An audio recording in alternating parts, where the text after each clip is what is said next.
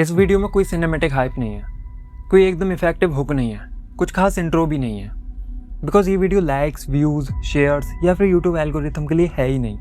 ये वीडियो बन रही है मेरे खुद के लिए, बिकॉज जब 10 साल बाद मैं पीछे मुड़ के देखूँ तो मैं खुद पर रिग्रेट ना करूँ कि जब देश में इतना कुछ हो रहा था, जब देश में हज़ारों की तादाद में लोग सड़कों पर प्रोटेस्ट कर रहे थे, तब तो कुछ कर सकता था, एटलीस्ट उसके खिलाफ कुछ बोल सकता था या फिर एक छोटा सा स्टेप ले सकता था।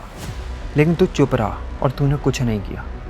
और मैं सच बताऊं तो मैं पिछले काफ़ी दिनों से सोच रहा था कि यार ये पॉलिटिकल व्यू है, इन पॉलिटिकल मुद्दों से मुझे दूर रहना चाहिए, इन सब में नहीं पढ़ना चाहिए। लेकिन फिर 18 जुलाई को जो हुआ, फिर 20 जुलाई को जो हुआ, उसने मुझे अंदर से पूरी तरह से झंझोर के रख दिया कि यार अब तो चुप नहीं रह सकते, अब तो बोलना पड़ेगा। और आज मैं बोलूँगा। 20 जुलाई ये वो तारीख है जो इतिहास के पन्नों में लिखी जा चुकी है, बिकॉज यही वो तारीख है जिस दिन लोकतंत्र का गला घोटा गया है, इंसानियत बुरी तरह से शर्मसार हुई है। 20 जुलाई को सड़कों पर जो कुछ भी हुआ उसने ये तो साबित कर दिया कि भाई इस देश में आवाज़ उठाना, सवाल पूछना और अपने हक के लिए लड़ना सबसे बड़ा अपराध बन चुका है। आखिर यार उन बच्चों की मांग ही क्या थी? एजुकेशन मिनिस्टर धर्मेंद्र प्रधान का इस्तीफा, और वो भी ऐसी नहीं कि एक दिन सुबह उठे, मूड हुआ कि हाँ भाई चलते हैं आज इस्तीफा लेंगे एजुकेशन मिनिस्टर का। नहीं यार, अगर आप फैक्ट्स को उठाकर देखोगे तो पिछले 7 सालों में 70 पेपर लीक हुए हैं। 2024 में नीट का पेपर लीक हुआ और अब 2026 में दोबारा लीक हुआ, और उसकी वजह से ना जाने कितने मासूम बच्चों ने अपनी जान दे दी और गवर्नमेंट की तरफ से कोई जवाबदेही नहीं है। सिर्फ इसलिए तो वो पिछले 1 महीने से नॉन वायलेंस प्रोटेस्ट कर रहे थे। सोनू वांगचुक सर 20 दिन से हंगर स्ट्राइक पर थे, उनके साथ और भी बच्चे थे, नेहा बोरा, अमीन, मनोज कुमार, ये बच्चे भी पिछले 23 दिन से हंगर स्ट्राइक पर थे यार। 23 डेज, कैन यू इमेजिन? और गवर्नमेंट की तरफ से कोई अकाउंटेबिलिटी नहीं है यार। पहले भी हंगर स्ट्राइक हुई है, पहले भी प्रोटेस्ट हुए हैं। 1984 जब सोनम वांगचुक के फादर हंगर स्ट्राइक पर थे, तब इंदिरा गांधी खुद लद्दाख गईं और उन्होंने उनसे संवाद किया, उनकी बातें सुनी और तब उनके हंगर स्ट्राइक को रुकवाया।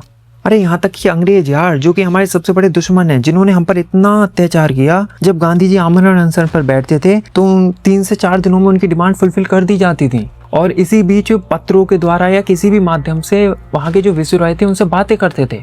और आप तो डिमांड फुलफिल करना तो छोड़ो, धर्मेंद्र प्रधान का इस्तीफा लेना तो बहुत बड़ी बात, आपने उनसे आकर बात तक नहीं की। उल्टा 18 जुलाई को जो व्यक्ति ऑलरेडी 20 दिन से भूखा है, उसकी तबीयत ठीक नहीं है, उसे इस तरह से घसीट कर ले जाया जा रहा है।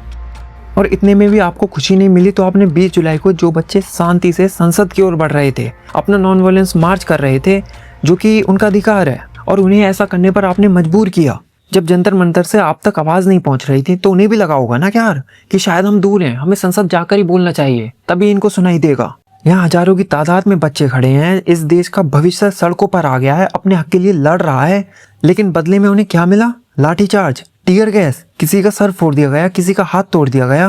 वो युवा हैं, इस देश का भविष्य है। आपने तो इस तरह ट्रीट किया कि जिस तरह से वो कोई क्रिमिनल हैं या कोई आतंकवादी हैं।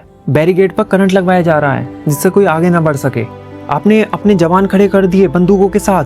नहीं मतलब क्या, सामने से कोई आतंकवादी आ रहे हैं, बच्चे आ रहे हैं, क्यों, कौन आ रहा है सामने से? वैसे ये बताओ पहले। चलो मान लिया यार संसद की सिक्योरिटी जरूरी है, नेशनल सिक्योरिटी का मुद्दा है, भीड़ भड़की हुई है, उनमें गुस्सा भरा हुआ है, तो ये सब भी जरूरी है। लेकिन बात कभी यहाँ तक पहुँचती ही नहीं। अगर आप उनसे पहले 10 दिन पहले, 20 दिन पहले बात कर लेते यार, कितना ही टाइम लगता है? 10 से 15 मिनट का समय लगता। क्या आपके पास 10 से 15 मिनट का समय नहीं है, वो इस देश के भविष्य के लिए? यहाँ मेरा सीधा सवाल है देश के प्रधानमंत्री से।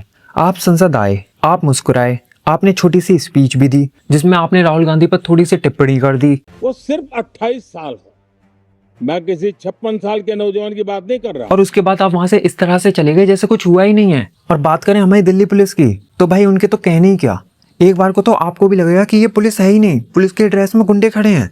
नहीं, जिस तरह से वो मार रहे हैं, जिस तरह से उनके नेम पेजेस गायब है। किधर है आपका नेम प्लेट किधर है? मतलब सीरियसली। और बहाना क्या दिया जा रहा है कि जी वो टूट गया, और बाद में किसी से पूछा जा रहा है तो वो कह रहा है गर्मी बहुत पड़ रही थी इसलिए उतारना पड़ गया। हुए थे उसके बाद में उतारा, गर्मी की वजह से उतारा है, गर्मी की वजह से उतारा है। नहीं मतलब क्या मजाक चल रहा है ये? वहाँ फोर्स में कोई बोल रहा है कि बैच हटा ले नहीं तो पकड़ा जाएगा। नहीं मतलब किससे डर रहे हो आप? और कुछ पुलिस वालों को तो तुम सिविल यूनिफॉर्म में देखोगे जिनके पास यूनिफॉर्म ही नहीं है, किसी के पास यूनिफॉर्म पर बैचेस नहीं है, और पुलिस वाले खुद पत्थर बरसा रहे हैं। मुझे तो 90s की मूवी की याद आ रही है, बिकॉज ऐसा कुछ हमें वहीं देखने को मिलता था जो आज रियल में देखने को मिल रहा है। और जब पत्थर की बात आ ही गई है तो जरा पत्थर पर भी चर्चा कर ली जाए। 20 जुलाई की सुबह 5 बजे से ये पत्थर का ट्रक वहाँ कर क्या रहा था, किसके लिए आया था? कोई कंस्ट्रक्शन चल रहा था वहाँ, कोई माइनिंग हो रही थी जो ये पत्थरों का ट्रक वहाँ खड़ा था।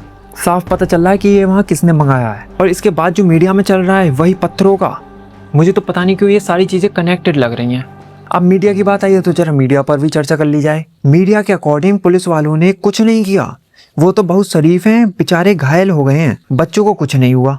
भगदड़ मचने की स्थिति आई तो पुलिस ने उनको सेफ पैसे दिया कि आप यहां से निकल जाएं, क्योंकि कई पुलिसकर्मी घायल है। न सिर्फ पुलिसकर्मी घायल है बल्कि अर्धसैनिक बल के जवान घायल है। लेकिन जब आप सोशल मीडिया ओपन करेंगे, वहां के विजुअल्स देखेंगे, उनमें आपको पता चलेगा कि भाई किस तरह की तानाशाही हुई है। मेल पुलिस ऑफिसर लड़कियों के बाल पकड़कर घसीट रहा है, मतलब कोई शर्म नहीं है। वहां उनकी छातियों पर पैर रख के उन्हें मारा जा रहा है। और ये जो सिविल ड्रेस में है, ये पता नहीं पुलिस है, किसी संगठन से हैं, गुंडे हैं, क्या है, इनका तो कुछ पता ही नहीं है। और ये लड़कियों को भी बुरी तरह से मार रहे हैं। आप कौन है? फिर आपके हाथ में डंडा कैसे है? आपके हाथ में डंडा कैसे है? सर इनके हाथ में डंडा कैसे? ये कौन है? ये कौन है? सर आप कौन है? सर आप कौन है? और मैं यहाँ कोई सीजीपी का सपोर्टर बन के नहीं आया हूँ। मैं बस ये बता रहा हूँ कि वहाँ 20 जुलाई को दुनिया के सबसे बड़े लोकतंत्र देश में लोकतंत्र का किस तरह से गला घोटा गया है। पुलिस बस आ रही है स्टूडेंट्स पर। Look at the way they're hitting the kids. Look at that. चलो ये तो एक तरफ बात हुई। मुझे असली शर्म तो उन लोगों पर आ रही है जो इन हजारों बच्चों का मजाक उड़ा रहे हैं। कुछ महान लोग इन्हें आतंकवादी बता रहे हैं। ये स्टूडेंट नहीं है, आतंकवादी है, सिर्फ आतंकवादी। क्यों? क्योंकि इन्होंने वो दर्द नहीं सहा। इनके परिवार में से किसी ने नीट का पेपर नहीं दिया। और भाई बात नीट के पेपर की थोड़ी ना है। 7 सालों में 70 पेपर लीक होना कोई मजाक नहीं है। और चलो ये उन्हें आतंकवादी बोल रहे हैं, ठीक है, मान लिया हमने, तुम्हारी भी बात मान ली कि ये एंटी नेशनल है, आतंकवादी हैं, इन्हें विदेश से फंडिंग आ रही है। तुम्हारे होम मिनिस्टर क्या कर रहे हैं? नहीं मतलब इतने सारे आतंकवादी देश में आ कहाँ से गए? मतलब कोई शर्म है नहीं है? किसी से वहाँ पूछा जा रहा है कि यार इतने बच्चों की जान चली गई नीट पेपर लीक की वजह से, उन पर आप क्या कहना चाहोगे? तो जरा उनका रिएक्शन देखिए। क्या नीट का जिन्होंने पेपर दिया और पेपर कैंसिल हो गया, उसमें 17 बच्चों की जान भी चली गई, तो वो थोड़ी वापस आएगी जान? अरे तो क्या हो गया? युवा जा रहे हैं भैया, क्या हो गया सर? मतलब भाई मेरे को समझ नहीं आ रहा है कि ये क्या था। मतलब इतने बच्चों की जान चली गई और आप कर रहे हैं, क्या हो गया भाई? मतलब कोई मोरल ड्यूटीज अंदर कुछ बचा है या नहीं?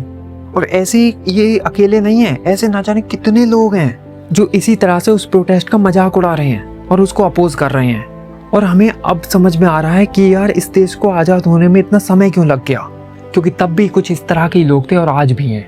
और इसमें भी कोई शर्म की बात नहीं है कि अगर आज भगत सिंह यहाँ इस प्रोटेस्ट में होते तो ये उनका भी मजाक उड़ा रहे होते।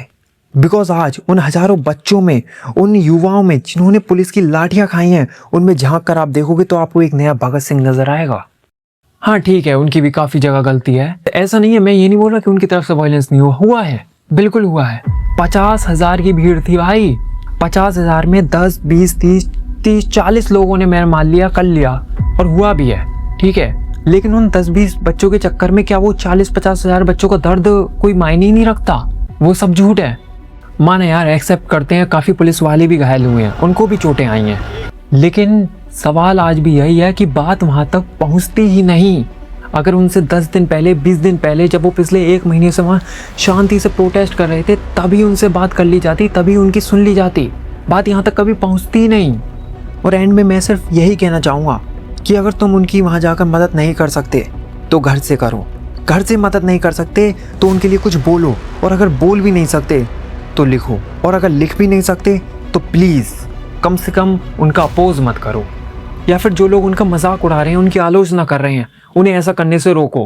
बिकॉज वो जो हजारों बच्चे वहाँ कर रहे हैं, इस सिस्टम के खिलाफ लड़ रहे हैं, ये अपने आप में एक बहुत बड़ी बात है।